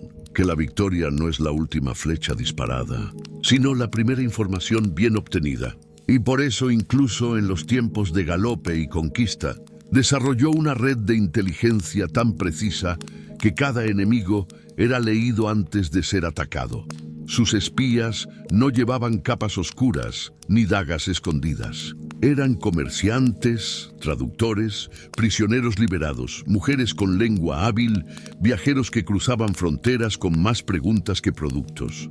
Sabían escuchar, recordar, fingir, recorrían mercados, templos, puestos de guardia. Preguntaban sin parecer interesados. Observaban las costumbres, los horarios, las fortalezas, pero sobre todo las grietas. Porque todo imperio, toda ciudad, todo líder tiene una fisura. Solo hay que encontrarla. Y Genghis tenía una paciencia que rayaba en lo inhumano para esperar a que esa grieta se revelara sola. La estrategia de guerra mongola parecía simple desde fuera. Atacar rápido, golpear fuerte, desaparecer. Pero dentro de esa aparente brutalidad había una precisión matemática. Cada ejército estaba dividido en unidades controladas con exactitud.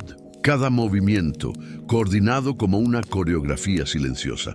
Fingían retiradas para atraer a los enemigos a trampas. Rodeaban ciudades sin que nadie lo notara hasta que era tarde. Atacaban desde lugares inesperados, en momentos que parecían imposibles. No era caos, era arte. El arte de convertir lo impredecible en rutina. Uno de sus mayores secretos era el uso de la desinformación.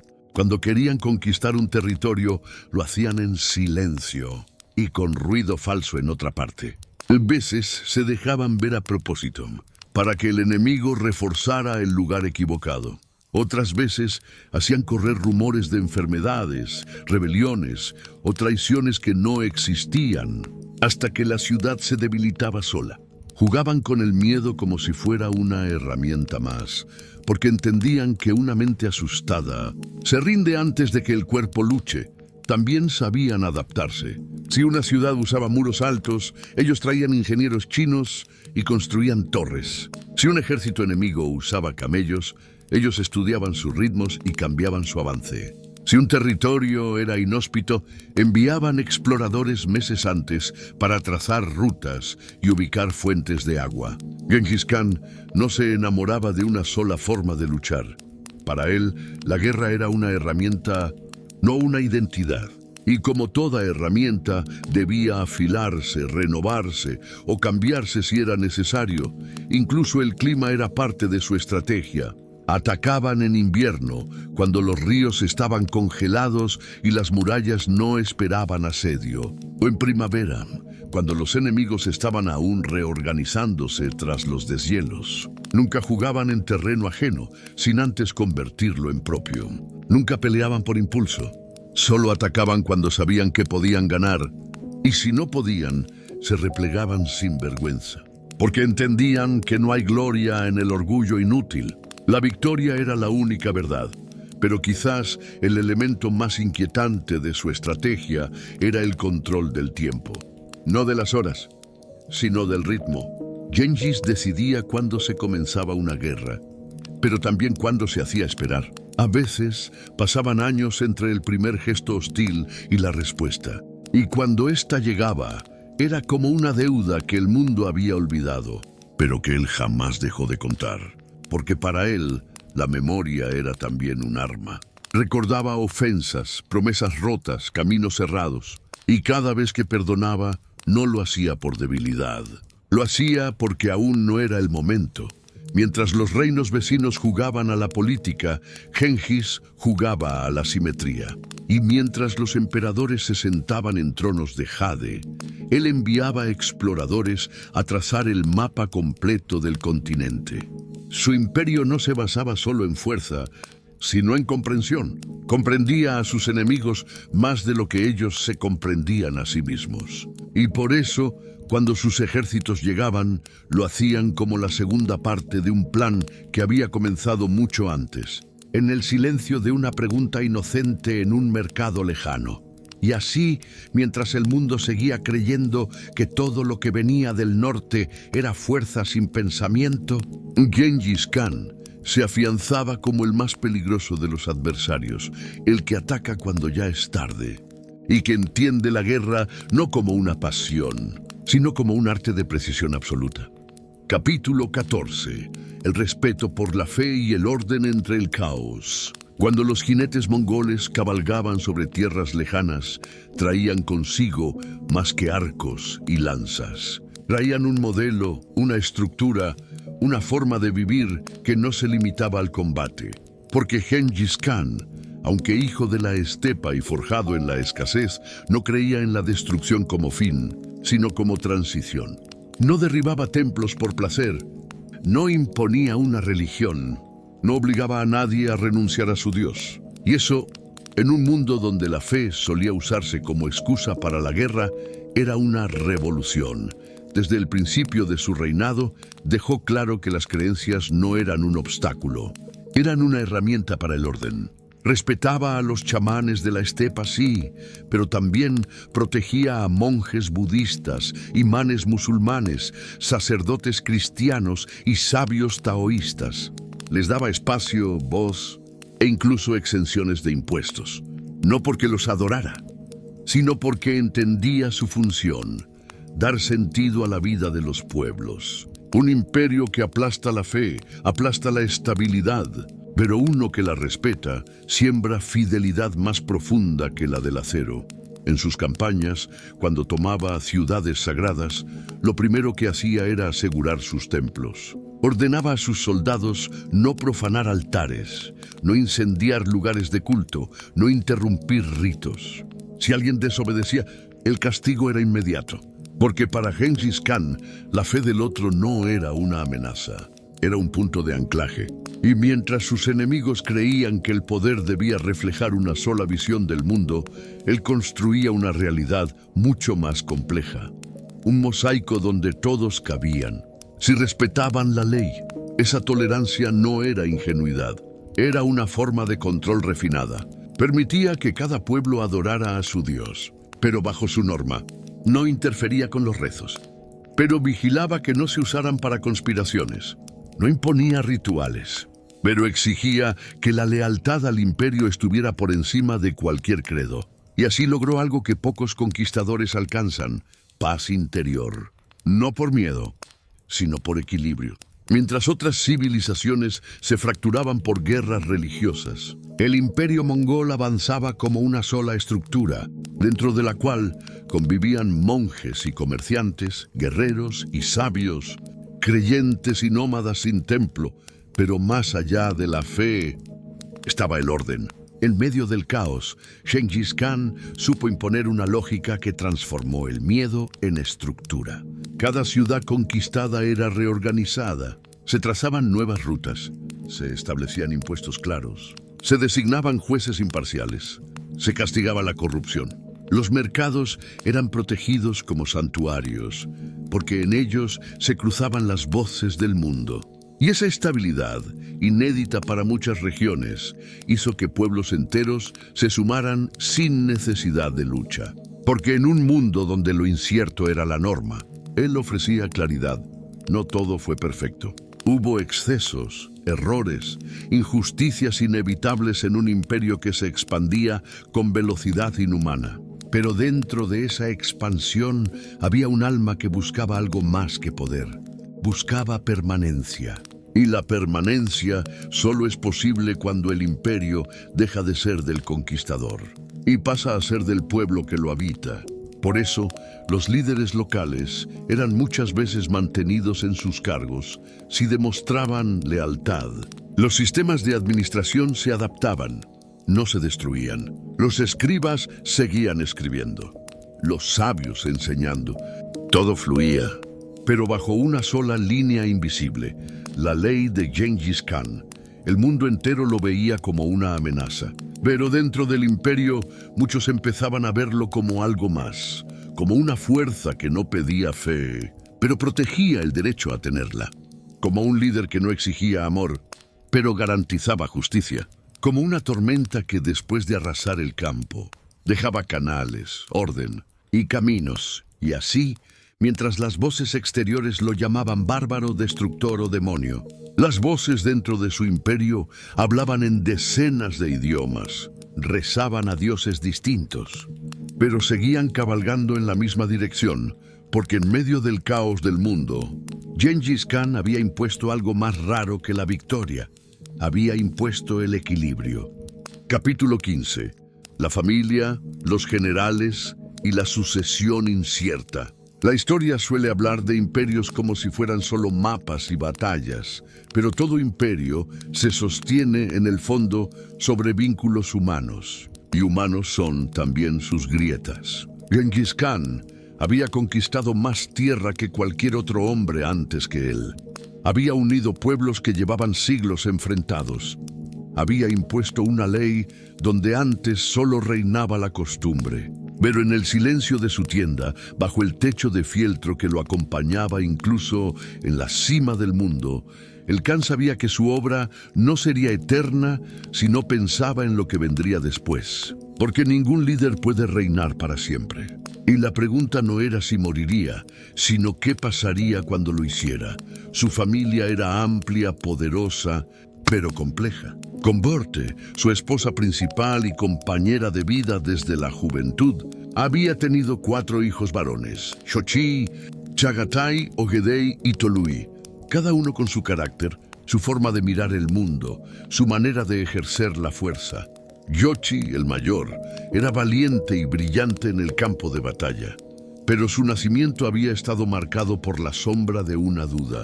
Fue concebido poco después de que Börte fuera secuestrada por enemigos, y aunque Genghis lo había reconocido como suyo, muchos en la corte murmuraban en voz baja. Esa duda, silenciosa pero constante, se convertiría en una herida abierta dentro del círculo familiar. Chagatai, segundo en edad, era feroz, riguroso, disciplinado, pero también impulsivo y poco diplomático. Para él, la duda sobre Yochi no era una cuestión simbólica, era una ofensa. Su relación con su hermano mayor era tensa, llena de roces, miradas ásperas y discusiones que con el tiempo se volvieron imposibles de ignorar.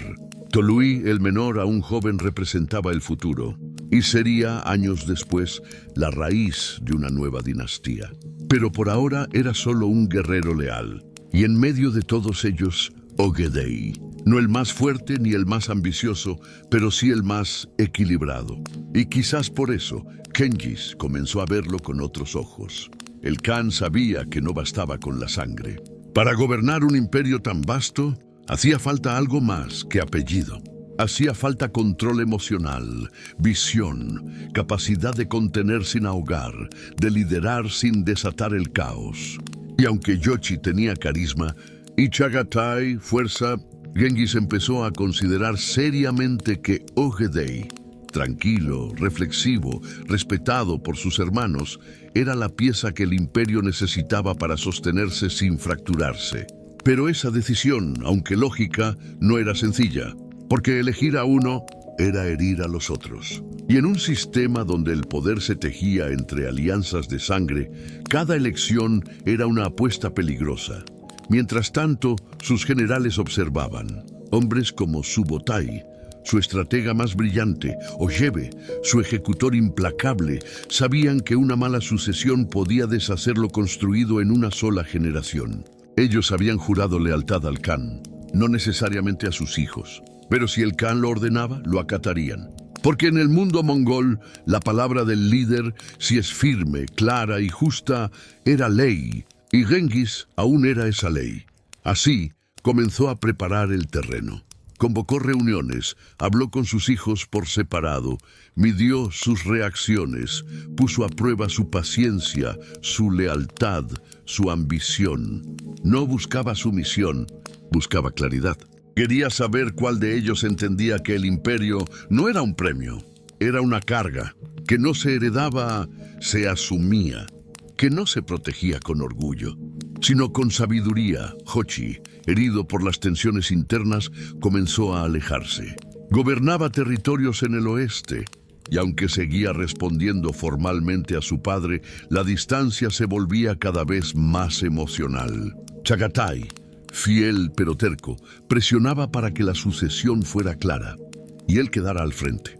Tolui, el más joven, observaba, aprendía y callaba, y en ese silencio se fortalecía.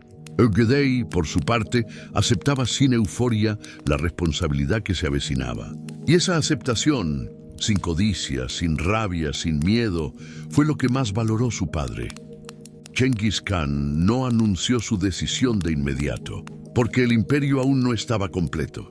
Aún había batallas por librar, aún había tierras que, según su visión, debían ser integradas al orden universal. Pero en su mente, la sucesión ya estaba trazada. Y aunque el mundo lo seguiría temiendo por sus conquistas, él ya comenzaba a mirar hacia adentro, hacia lo más humano, lo más vulnerable, el momento en que su sombra tuviera que ceder paso a otra. Y así, mientras los mapas aún se extendían bajo su mirada y los ejércitos seguían cabalgando hacia el oeste, Genghis Khan comprendía que el mayor de sus logros no sería haber conquistado el mundo, sino haber preparado a quien pudiera sostenerlo después de su último aliento. Capítulo 16. La última campaña y el susurro de la muerte. Para un hombre como Genghis Khan, la inmovilidad era impensable. Aunque los años pesaban, aunque los huesos crujían al amanecer y la fatiga se escondía tras su silencio, su alma seguía siendo movimiento. Y por eso, cuando la región de Xia, una vez aliada, luego rebelde, se negó a colaborar con su imperio, no dudó. No importaba que ya hubiera conquistado imperios, unificado tribus, trazado leyes y redes. Aún quedaba una deuda con el orden. Y ese desorden merecía respuesta. Era el año 1226 después de Cristo. Las arenas del desierto sonaban como si supieran lo que venía. Las montañas de China se alzaban como testigos mudos, y el Khan, que ya superaba los 60 años, decidió cabalgar una vez más. No envió generales, no dio órdenes desde la distancia. Fue él mismo quien guió el ejército hacia el oeste de China, hacia las ciudades del reino Tangut. No por ambición, sino por principio, porque si una tierra desafía el acuerdo, entonces no se puede dejar pasar. La campaña fue implacable. El ejército mongol cruzó ríos helados, bosques secos, terrenos hostiles, y cada ciudad que caía era tratada con la rigurosidad que dictaba la Yasa. No era una masacre, pero tampoco una negociación. Era el recordatorio final de que el imperio aún respiraba y que su creador no había olvidado. Las ciudades fortificadas, creyéndose protegidas por su historia y sus murallas, no resistieron. Las caravanas huyeron, las embajadas fueron inútiles. El fuego otra vez purificó la traición, pero en medio de esa marcha triunfante, algo empezó a apagarse. Algunos decían que era una caída del caballo, otros una enfermedad. Hay quienes aseguran que fue una herida no tratada, o tal vez el peso de los años acumulados en un cuerpo que ya no respondía como antes. Sea como fuere, el Khan comenzó a guardar silencio. No dejó de mandar, pero lo hacía con pausas. Dormía más. Se apartaba brevemente del campamento. Y en esos instantes, quienes lo conocían desde siempre comprendieron lo que estaba ocurriendo. El susurro de la muerte se acercaba.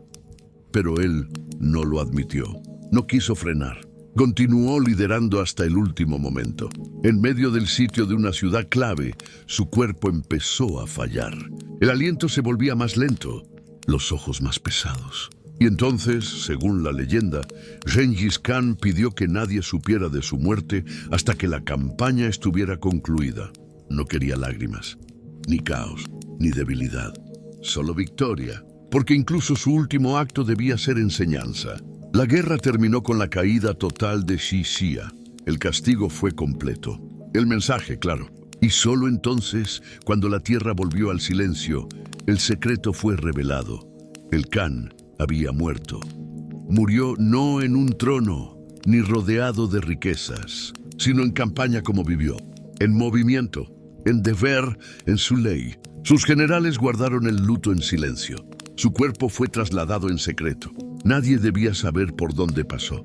Según cuentan las historias, sus hombres mataron a cualquiera que viera el cortejo fúnebre. Y luego se mataron entre ellos. Todo para que su tumba jamás fuera encontrada.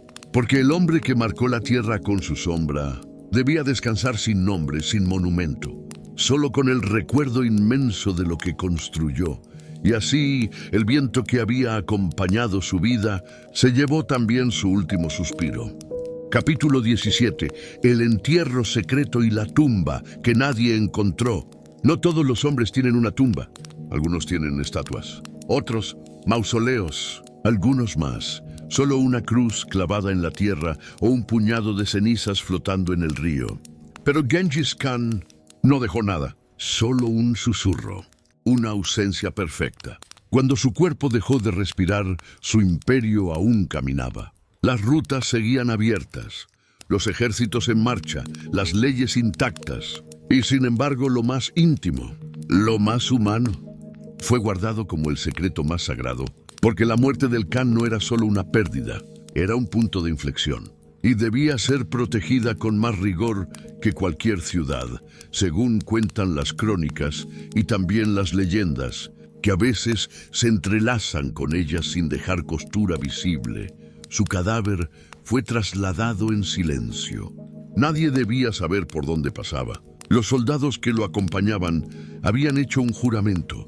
Su descanso debía estar en la tierra, sí, pero fuera del alcance del tiempo, de los ladrones, de los curiosos, de los profanadores. Porque el cuerpo de quien conquistó medio mundo no podía convertirse en espectáculo. Su memoria debía quedarse en los caminos, en la ley, en el miedo, en el respeto. No en una tumba marcada. Dicen que el cortejo fúnebre recorrió los valles más solitarios, que los caballos eran cambiados constantemente para no dejar huella, que incluso los árboles a los lados del camino eran arrancados después, para que ni el viento supiera dónde había pasado. Los pastores que miraban desde lejos desaparecían, las aldeas cercanas evacuadas, no por odio, sino por deber. Era un funeral sin flores, sin cantos, sin duelo visible, solo el silencio del acero. Y el peso de una historia que no podía tocarse. La versión más conocida y más estremecedora cuenta que, una vez enterrado, los soldados encargados del secreto fueron ejecutados por otros soldados. Y estos últimos también, hasta que nadie quedara. Hasta que la última respiración que supiera la ubicación exacta se extinguiera en el aire. Así, su tumba quedó sin testigos. Y con el tiempo la tierra la cubrió. El musgo volvió a crecer, el cielo no dejó señales, y el nombre de Genghis Khan se elevó, pero su cuerpo desapareció. Muchos han intentado encontrarla. Durante siglos, arqueólogos, aventureros y gobernantes han buscado entre las montañas de Khenti, en los bosques del norte, entre ríos y planicies, sin éxito. No hay marca, no hay piedra, no hay altar, solo el rumor de que, en algún lugar, bajo capas de tierra que no se atreven a ser removidas, duerme aún el cuerpo del hombre que cambió el mundo. Algunos dicen que fue enterrado junto a armas, tesoros y las cabezas de sus enemigos. Otros que pidió una tumba humilde cubierta por la hierba, sin nada más que la mirada del cielo. Hay quienes creen que su alma aún cabalga y que su descanso no está en la tierra, sino en la historia, pero quizá eso fue exactamente lo que quiso. Porque al desaparecer Genghis Khan se volvió inmortal. No hay templo donde su figura envejezca, ni mausoleo que pueda ser olvidado. Su legado no tiene coordenadas, tiene memoria. Está en cada ley que dictó, en cada ruta que abrió, en cada ciudad que resistió su avance, y también en las que eligieron rendirse, porque incluso sin tumba, sigue presente.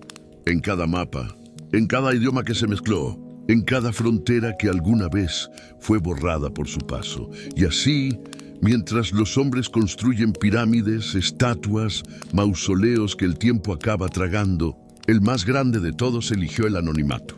Su cuerpo en algún lugar, su imperio aún en movimiento, su nombre eterno. Capítulo 18. el legado de sus hijos y la expansión sin fronteras. El viento no se detuvo con la muerte del Khan. No hubo pausa, no hubo vacío, porque Gengis Khan no dejó atrás un imperio sujeto a su respiración. Dejó una maquinaria viva, una red de alianzas, rutas, leyes, comandantes y estructuras que sabían moverse por sí solas. Y en el centro de esa red, sus hijos, no solo de sangre, también de juramento, estaban listos, porque él se había asegurado de eso. No los preparó para sucederlo, los forjó para continuar. Ögedei fue designado como Gran Khan, tal como Genghis lo había dispuesto. Su elección no fue por afecto, sino por equilibrio. No era el más temido ni el más brillante, pero sí el más estable. Y eso, en un imperio donde la fuerza ya estaba asegurada, era vital. Desde su sede en Karakorum, Ögedei asumió la responsabilidad no con arrogancia, sino con claridad. Sabía que no se trataba de imitar a su padre, sino de mantener viva la lógica que lo había hecho eterno. Y su primera decisión fue un mensaje al mundo. La expansión no solo continuaría, se aceleraría. Bajo su mandato, las campañas militares se multiplicaron. El imperio no se cerró, se abrió aún más.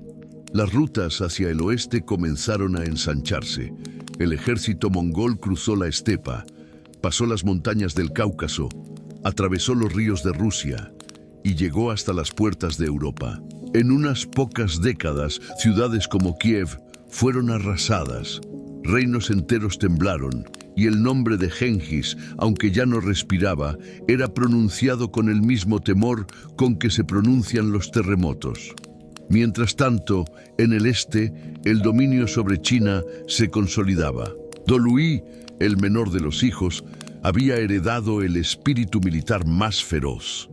Gobernaba como regente en las regiones orientales, y con él, los avances sobre la dinastía Song se intensificaron. Las ciudades caían una a una, no solo por fuerza, sino por organización. Porque los mongoles ya no eran solo jinetes, eran administradores, ingenieros, comerciantes, sabían destruir, pero también reconstruir, y lo hacían con eficiencia calculada. En el sur, en Persia, en las rutas que cruzaban Samarcanda, Balkh, Merv, el imperio respiraba como un solo cuerpo. Las lenguas eran muchas, las religiones también, pero la ley era una, la moneda regulada, los impuestos previsibles, los bandidos inexistentes, porque el castigo por romper el equilibrio era el mismo de siempre, rápido, exacto, definitivo. Así, lo que muchos llamaban conquista se convirtió en estructura. En algunas regiones ni siquiera hizo falta pelear. Bastaba con el rumor del avance mongol para que los gobernantes ofrecieran tributo a cambio de paz y continuidad. Ochi, el hijo mayor, ya había muerto antes que su padre, pero sus descendientes, entre ellos Batu Khan, llevarían la expansión aún más lejos. Fundarían la Horda de Oro, ese brazo occidental del imperio que dominaría las tierras rusas durante generaciones. Y no solo por violencia, también por visión, porque el legado de Gengis no era solo expansión, era integración. Y quienes se adaptaban al nuevo orden sobrevivían y prosperaban. Pero no todo era armonía. Las tensiones entre los distintos linajes del clan Borjigin empezaron a crecer con el tiempo. La distancia entre los nietos del Khan traía desacuerdos, ambiciones cruzadas, estrategias distintas. Aún así, durante décadas, el sistema resistió, porque lo que Gengis había construido no era una pirámide de poder, era una red. Si una parte fallaba, otra compensaba. Y en esa flexibilidad estaba su fuerza. La expansión parecía no tener fin. Desde Corea hasta Hungría, desde el Tíbet hasta el Mar Negro. Las banderas del imperio ondeaban sobre climas, idiomas y culturas radicalmente distintos. Y sin embargo, todas compartían algo invisible, la sombra del Khan. esa sombra que ya no cabalgaba, pero que aún susurraba en cada decisión, en cada decreto, en cada camino abierto por el Yam. Y así, el mundo presenció un fenómeno sin precedentes, un imperio que no colapsó tras la muerte de su fundador, un imperio que, en lugar de quebrarse, se multiplicó. No por casualidad, sino porque su creador no lo construyó con piedra, sino con estructura. No lo diseñó para ser suyo, lo diseñó para durar. Y mientras Europa se asombraba, mientras los califatos se reorganizaban, mientras los reinos del sur tomaban nota, el imperio mongol avanzaba, se ramificaba, se asentaba. Genghis Khan ya no estaba, pero su visión galopaba en miles de direcciones. Capítulo 19. El Imperio Mongol, la mayor tierra unida jamás vista. Nunca antes, ni Alejandro, ni Roma, ni ningún otro conquistador había logrado lo que Genghis Khan y sus herederos construyeron. El Imperio Mongol, en su apogeo, abarcaba más de 30 millones de kilómetros cuadrados. Más tierra continua unificada bajo un solo poder que cualquier otro imperio terrestre en la historia. Era un cuerpo inmenso, sin fractura aparente, donde el tiempo parecía comprimirse y la distancia derrotada. Desde las costas orientales de China hasta las planicies de Hungría, desde las montañas del Himalaya hasta los ríos del Volga, el mismo viento recorría un imperio que respiraba como una criatura viva. Pero no era solo una conquista de espacio, era una conquista del movimiento. Los mongoles habían entendido que el verdadero dominio no está en levantar murallas, sino en derribarlas. No en sellar fronteras, sino en abrirlas. Y eso fue lo que hicieron. Las rutas comerciales, en especial la ruta de la seda, se volvieron arterias de vida. Bajo su protección, mercaderes, sabios, artesanos y viajeros cruzaban continentes sin miedo.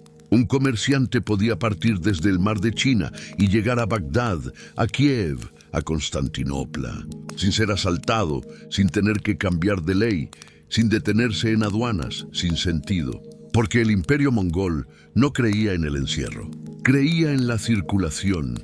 El Yam, ese sistema de postas diseñado para mensajeros y caravanas, funcionaba como una columna vertebral. Caballos frescos, refugios, agua, comida. Todo estaba previsto, cronometrado, regulado. Las órdenes del Khan podían viajar más rápido que el rumor de una guerra. Las noticias del este llegaban al oeste antes de que el enemigo pudiera responder. Y más allá del control, estaba la eficiencia. Cada engranaje funcionaba porque había sido pensado para resistir el peso del tiempo. No era improvisación, era ingeniería. En las ciudades, el orden mongol no era una imposición salvaje, sino una administración flexible. Respetaban las lenguas, permitían la religión y mantenían las estructuras si servían. Pero toda región sabía una cosa: si rompías el pacto, si traicionabas, si mentías, la respuesta sería rápida y absoluta. Esa reputación, mitad ley, mitad leyenda, mantenía unido al imperio más allá de las lanzas. Porque el verdadero poder no se ejerce en cada rincón, se siente en cada rincón. Y ese era el secreto del dominio mongol. No estaban en todas partes, pero todos sabían que podían llegar. Incluso las ciencias y el conocimiento florecieron bajo ese cielo. Los mongoles no eran sabios de biblioteca, pero sabían identificar la sabiduría. Se rodearon de astrónomos persas, matemáticos chinos, médicos tibetanos, cartógrafos árabes. Reunieron manuscritos, mapas, remedios, sistemas de irrigación, técnicas de agricultura. Y los compartían, a su manera, pero los compartían. Porque sabían que el control real no está en destruir el saber del otro, sino en convertirlo en parte del tuyo. Las cortes mongolas, especialmente bajo los nietos de Genghis, eran un reflejo del mundo, consejeros de todas las religiones, traductores de todos los idiomas, libros de todos los estilos. El imperio no solo se expandía hacia afuera, también absorbía hacia adentro. Y en esa mezcla, brusca, sí, pero eficaz, el mundo cambió. Por primera vez, culturas que se ignoraban, que se despreciaban, que nunca habían cruzado miradas, ahora compartían caminos. Y en medio de todo, el nombre de Gengis Khan seguía flotando como un espíritu sin cuerpo. Ya no era solo el fundador, era el símbolo, la brújula, la razón por la que un general de Samarcanda podía obedecer una orden enviada desde el norte de China, o por la que un comerciante armenio podía sentirse protegido por una ley escrita en las estepas. Porque aunque los Khanes cambiaran, el origen seguía siendo el mismo. Y la visión intacta. El imperio mongol no era perfecto. Tenía tensiones internas, disputas de sucesión, fragmentaciones que comenzaban a asomarse. Pero durante un tiempo, breve en años, eterno en impacto, el mundo estuvo conectado. Y esa conexión no fue una casualidad. Fue el resultado de una voluntad. La de un niño nacido en el abandono, que convirtió la intemperie en código, el silencio en ley, el exilio en estructura, y su nombre en red. Y así, bajo ese cielo que unía desiertos, montañas, ríos y civilizaciones enteras, el imperio mongol fue, por un instante en la historia, la columna vertebral del mundo. Capítulo 20. Gengis Khan eterno, leyenda, sombra y padre del mundo moderno. Cuando el polvo de las campañas se asentó, cuando los ecos de los cascos dejaron de retumbar, cuando las ciudades conquistadas se convirtieron en parte del paisaje habitual, lo único que quedó fue su nombre, no su voz, no su cuerpo. Solo eso, un nombre que aún atraviesa los siglos como un filo. Gengis Khan, dos palabras que no necesitan traducción, dos sílabas que contienen más historia que muchos libros. Pero, ¿qué significa realmente? ¿Qué dejó detrás el hombre que unió más tierras que nadie? Su legado no fue solo territorio, fue estructura, una forma de ver el mundo, una nueva manera de relacionarse con el poder, la ley, la movilidad y la diferencia. Antes de él, los imperios eran islas orgullosas, encerradas en sí mismas. Después de él, el mundo se abrió como un mapa por fin desplegado. Rutas que antes eran solo huellas en la arena se convirtieron en arterias vitales. Idiomas que nunca se habían tocado comenzaron a mezclarse. Ideas que antes morían en la frontera ahora cruzaban continentes. Y todo eso ocurrió porque alguien, una vez, soñó con unir lo que parecía irreconciliable. El miedo, sí, lo acompañó. Fue temido. Fue odiado. Fue considerado por muchos como una fuerza oscura que devoraba todo. Pero también fue admirado, y no solo por su poder militar, sino por algo más profundo, su capacidad de imponer orden en el caos, de crear estructura donde antes solo había clanes dispersos, de proteger la fe mientras gobernaba con firmeza, de levantar un sistema postal más eficaz que el de muchos estados modernos, de implementar una ley que trataba por igual al poderoso y al pobre, y de hacerlo todo sin templos, sin monumentos, sin levantar su propia imagen como Dios. Él no buscaba ser adorado, buscaba ser obedecido, pero con el tiempo terminó siendo ambas cosas. Y aunque su imperio eventualmente se fragmentó, porque ningún cuerpo puede expandirse infinitamente sin romperse, su impacto no se rompió con él. La China que surgió después fue distinta. La Rusia que conoció su paso nunca volvió a ser la misma. El comercio entre Oriente y Occidente fue transformado para siempre. Incluso Europa, que en su momento respiró aliviada por no haber sido invadida del todo, empezó a temer y a imitar. Su sombra influyó tanto en la arquitectura del miedo como en la arquitectura de la administración. Gengis Khan no fundó universidades, pero hizo circular el conocimiento. No escribió tratados, pero sus leyes vivieron más que muchos códices. No inventó religiones, pero permitió que todas respiraran bajo su mirada. Y aunque la historia lo ha pintado como destructor, a veces olvidamos lo que construyó. No catedrales, sino rutas, no mitologías, sino estructuras, no ídolos, sino una forma de poder basada en claridad, mérito y cumplimiento de la palabra dada. Y en medio de todo eso queda la dimensión más íntima. Genghis Khan fue padre.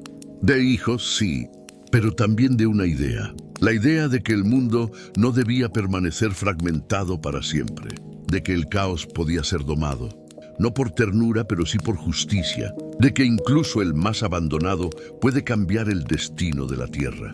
Su vida fue una línea ascendente, desde el hielo de la pobreza hasta el fuego del dominio.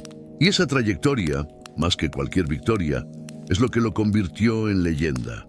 No sabemos dónde está su tumba, pero sí sabemos dónde está su huella, en los mapas, en los nombres, en las rutas que aún existen, en las culturas que se mezclaron gracias a él, en los idiomas que se cruzaron, en los ecos que aún recorren la historia cada vez que alguien se atreve a unir lo que está roto. Cada vez que una voluntad dice no al abandono y se alza sin permiso, Genghis Khan no murió, se transformó en leyenda, en símbolo, en sombra, en padre del mundo moderno. No porque todo lo que hizo sea digno de imitación, sino porque todo lo que logró cambió el eje del mundo. Y así, cuando cierres los ojos esta noche y escuches el viento soplar en la distancia, quizá no sea solo el viento, quizá sea la memoria de un hombre que vino del frío, cabalgó contra el destino y terminó tejiendo el tejido mismo de la historia, porque hay nombres que no se apagan con el tiempo, solo cambian de forma. Y uno de ellos es Genghis Khan,